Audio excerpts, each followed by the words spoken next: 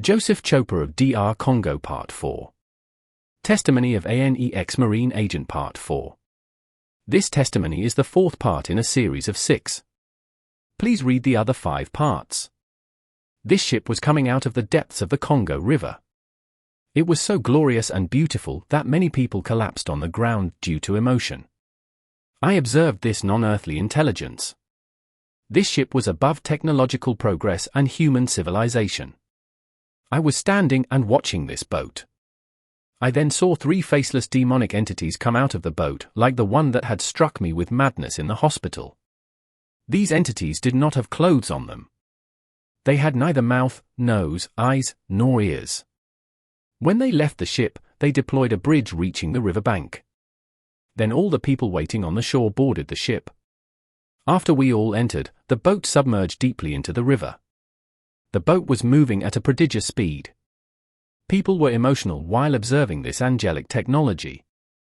We witnessed an advanced civilization and superior technology. In this boat, there was not only Congolese, but there were also Europeans, Chinese, Indians, Americans, and all races of the earth. The influence of the world of darkness has reached the 4 corners of the earth. Then after only a few seconds of traveling, we began to see massive and populated cities. I saw massive infrastructure. I saw markets and people sell and buy. These kingdoms and cities were crowded and populated. We traveled around metropolitan cities and many advanced civilizations under the sea. But when I observed the population of these cities and kingdoms, I saw ordinary human beings. Then I saw people half man, half fish. We finally arrived in the submarine civilization. I observed from a distance. I saw the former president of my country. He was dressed in dirty clothes. In fact, he was like a slave there. He died several years ago. People sang for him while he was alive, but he was only a servant there. He recorded the names of the people who arrived in this kingdom. He drew blood from people with a syringe, and by the blood sample, he knew their name and identity. After this formality, we were taken to an auditorium. It is as if there was a meeting in this building. But I noticed the absence of my wife the mermaid. I was still touched to see our former head of state serving as a slave there. As I was thinking about it, suddenly my wife the mermaid appeared. She was delighted to see me in her kingdom. She greeted me and said, "Joseph, I am very happy and excited that you have finally arrived in our kingdom." She kissed me and made a gesture with her hand. As a result, a half-fish man appeared. He was extremely handsome. It was my wife's brother. So my wife said to her brother, "Help my husband to visit our civilization and all the cities, including our infrastructure, our factories, our businesses, and our industries." So we went into a capsule that looked like a ship that was used as a car in this civilization. My wife said to her brother, "Show him our universe." So the man who was half-fish took me to visit the cities of the submarine kingdom. We started the visit by going to see the royal family or the dominant clan. After traveling for a while, we arrived at a residence which was a royal palace.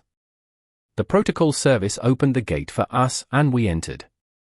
Then I saw the king of this kingdom. I was told that he had many names, but he is commonly known as Akram-Mojas. In fact, in our country musicians like to be called by these names. This sovereign of the underwater world is also called Ben Adam, which means the second Adam. He appropriated the title of our Lord Jesus Christ. He is king of the mermaid clan of which my wife was part. The underwater kingdom is populated by different mermaid clans. This leader is one of the greatest leaders of the mermaid dynasty in this underwater civilization. In his royal castle, I noticed that the mermaids of this clan and the mermaids who served the royal family had tattoos on them. In fact, every clan or kingdom of mermaids under the sea is identified by their specific tattoos. Then the brother of my wife, the half-fish hybrid entity, tells me, "The tattoos on us show our membership of the Zimadam clan, and very soon this tattoo will be popular on the land and in your country." In the underwater world, each mermaid clan had their tattoo for identification, but many people on Earth wear the mermaid tattoo without knowing it, as if they were members of a particular mermaid clan under the sea. Beloved, there is a mermaid spirit behind tattooing. If you have a tattoo on you, the spirit of a mermaid is in your life. It will influence you and control you. In that period, there was not yet this type of tattoo on Earth. I recently attended a deliverance session of a sister. Tattoo changed location in her body. After this visit, we left the royal residence of this dynasty. Then after, we traveled to visit factories and manufacturing industries of several products and items that we use on the Earth. First, we had to visit the dynasties responsible for these factories and industries. We first went to visit the Cabello dynasty. The king of this dynasty is the sovereign of our mermaid clan, in charge of the production and manufacture of makeup products, jewelry, and clothing. Beloved, there is hair made under the sea. This hair is named after the royal family of this kingdom of mermaids. Mermaids have a lot of hair reaching even their hips. This hair is cut and transported on the Earth. I would advise the sisters to avoid artificial hair. These are mermaids' hair transported to the surface of the Earth. After that, we went to see the production and manufacture of other products and articles. The half-fish hybrid entity that was my wife's brother told me about the seductive items that are exported to the Earth, like eyelashes and nails. This was before these products emerged. People captured on the Earth and imprisoned under the sea. Our visit continued. We arrived in a place where I saw people who were arrested and incarcerated. I was informed that these men were captured by the kingdom of darkness on Earth. They are people who have disappeared from the Earth mystically. Sometimes these people reappear on the Earth. These people are held under the sea. I saw them with my own eyes. In fact, there are people who are captured on the Earth and imprisoned under the sea, but they are replaced on Earth by demons. Demons take the form and the likeness of these captives and come to the surface of the Earth to live there with the identity of these captives retained in the world of waters. These physical demons resemble and speak like them, but the real people are incarcerated. This is how demons come to Earth physically. These demons are mistaken for the real person by the families of captives held in the underwater world. They are therefore integrated and accepted in these families. But with keen observation and discernment, you will notice inconsistencies and attitudes that do not relate to your real brother or sister held captive in the underwater world. Some of these people held captives are not dead, they just disappeared on Earth and are slaves in the water world. After visiting the detention centers and prisons, we continued our visit to the underwater world. Night wives and husbands. Then I saw a crowd of people in a room shaped like an auditorium of the university. It was actually a meeting of sorcerers, and this meeting was animated and led by a hybrid demon. He was teaching mystical and esoteric knowledge to the assembly. I was curious, and so I looked what was happening from the window of this auditorium, when suddenly the hybrid demon that was dispensing mysterious knowledge appeared behind me in the blink of an eye. He invited me to join the crowd inside the auditorium because I was curious. So I sat in this meeting room. This demon taught the mystery of witchcraft and how to become a husband or a wife at night. I was surprised because I thought that night wives and husbands were just the incubus and succubus demons. But the participants of this meeting were taught by the demon to function and operate as night wives and husbands. So even human beings who are sorcerers can sexually molest people in dreams. Not only demons, but there are also normal men who come to molest and rape people in dreams. In this phenomenon of night wives and husbands, we are dealing with demons, but especially human sorcerers who unite with men and women in marital alliances without their consent, to molest them and abuse them sexually. When you are spiritually married to a spirit of the waters or a sorcerer, he considers you as his legal spouse and will make sure that you are not physically married. You will, therefore, remain single in the physical world since you are already married in the invisible world. Your spiritual partner will therefore regularly use your body through sexual practices, and will even drop odors into your body so that when physical men come to you they are repulsed. There are men and women who have odor problems, although they are clean.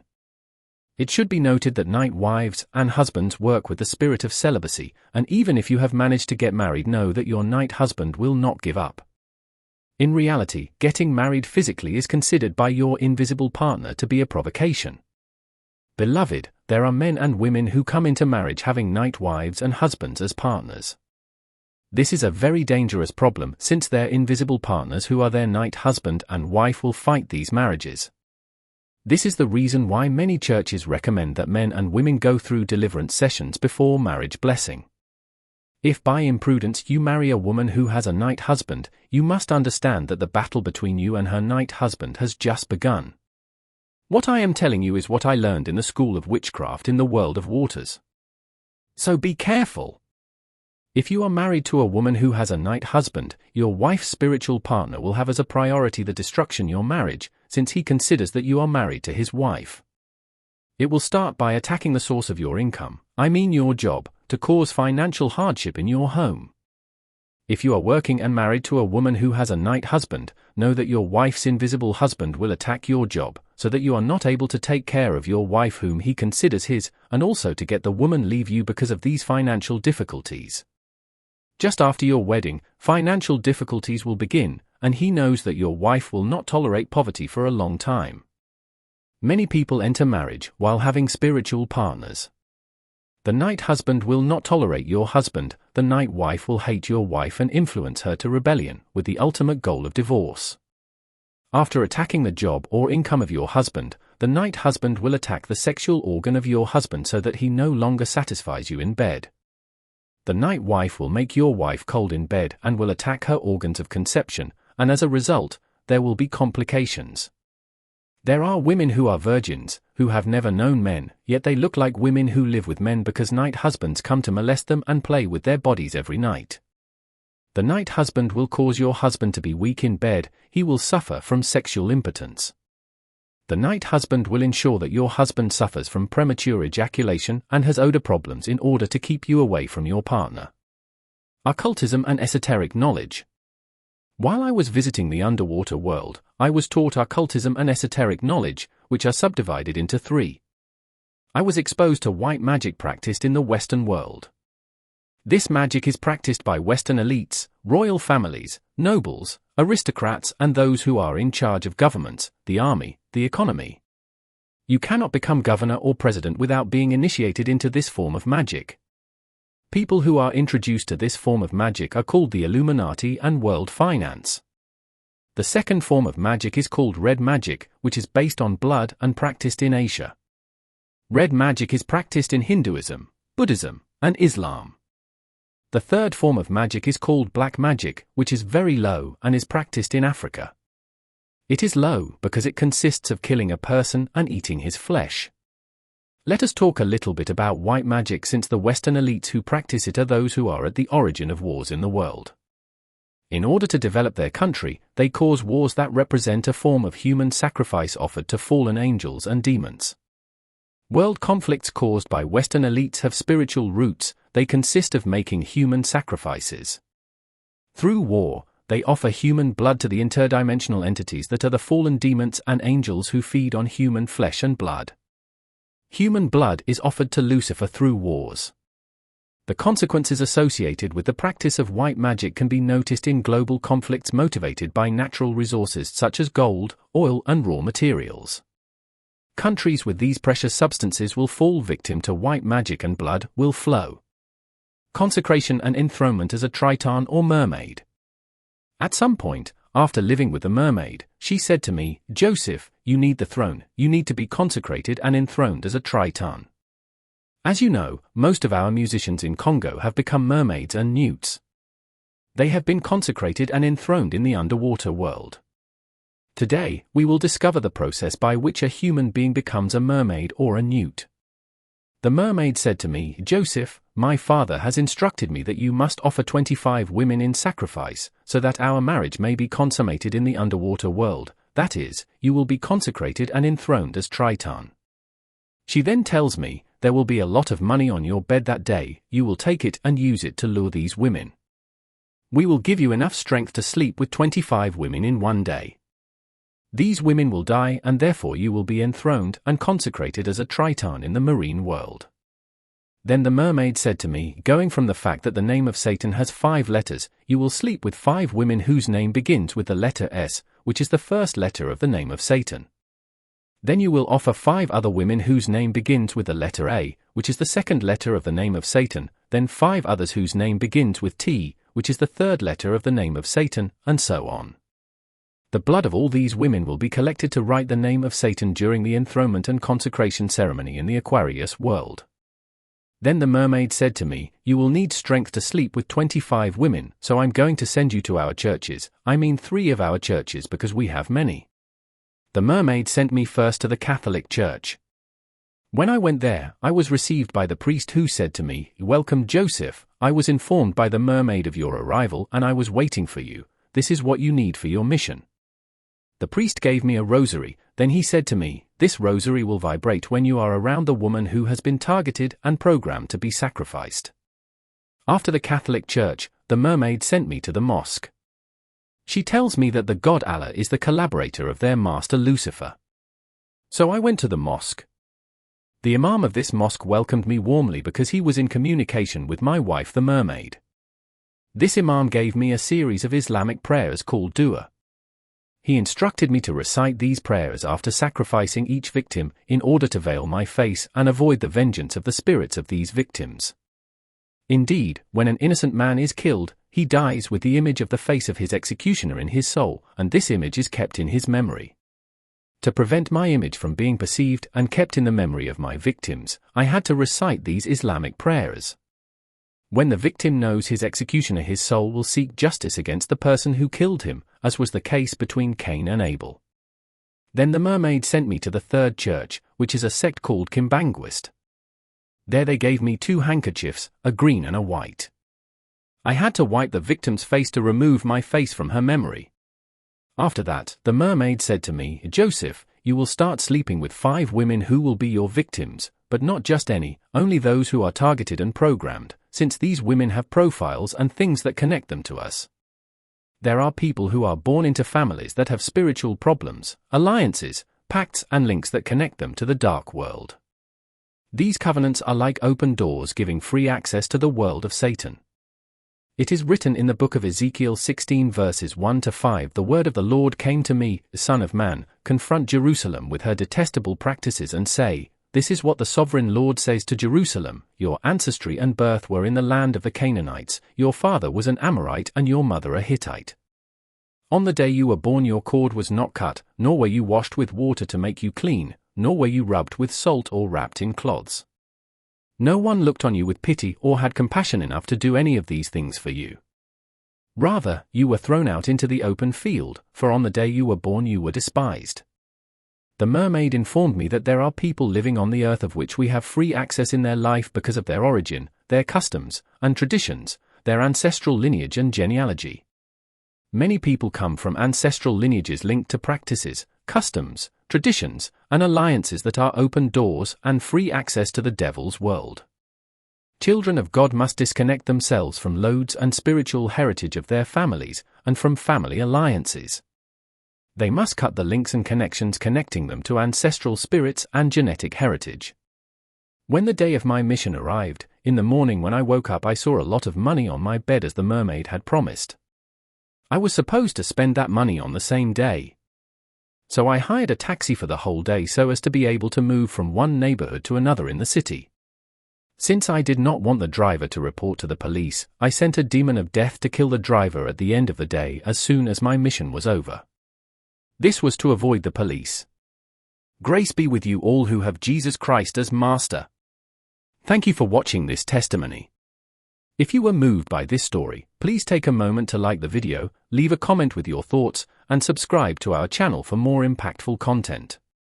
Don't forget to share this video with others who might benefit from hearing this powerful message. We want to remind you that this testimony is not a fictional story, but the reality of what these individuals went through.